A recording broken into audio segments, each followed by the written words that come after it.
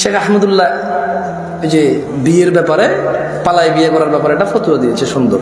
তো আমাকে এক ভদ্র মহিলা মেসেজ দিয়ে বললো যে এটা ঠিক আছে কিনা।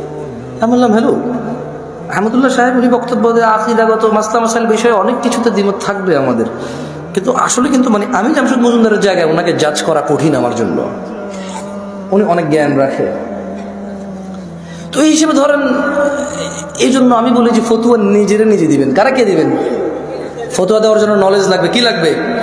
এই পৃথিবীর রাজা, তাহলে আমি রাজা। যদি নিজেকে রাজা বললে রাজা হওয়া যায়, নিজেকে নেতা বললে নেতা হওয়া যায়, নিজেকে সুন্দর সুদর্শন বললে সুন্দর সুদর্শন হওয়া যায়, তাহলে নিজেকে মুসলমান বললে মুসলমান হওয়া যাবে। আর যদি না নেতা মানুষে বানাবে, আর যদি না সুদর্শন হওয়ার জন্য মানুষের কাছে গ্রহণযোগ্যতা থাকতে হবে, তাইলে মুসলমান নিজেকে নিজে বললে হবে না, আল্লাহর নবীর সার্টিফিকেটে ম্যাচ করতে হবে। কার সার্টিফিকেটে? একটা শেষ হাদিস পড়েই চলে যায়, বলেন বাইনানা বাইনানা ওয়া বাইনাল মুনাফিকিনা শুহুদুল ইশা ওয়াস সুবহ লা ইস্তাতিউনাহুমা।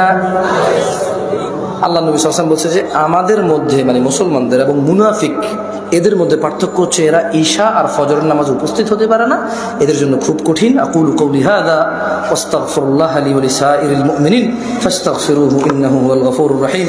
সুবহানাকাল্লাহুম্মা ওয়া বিহামদিকা আশহাদু আল্লা ইলাহা ইল্লা আনতা আস্তাগফিরুকা ওয়া আতুবু ইলাইক। আসসালামু আলাইকুম।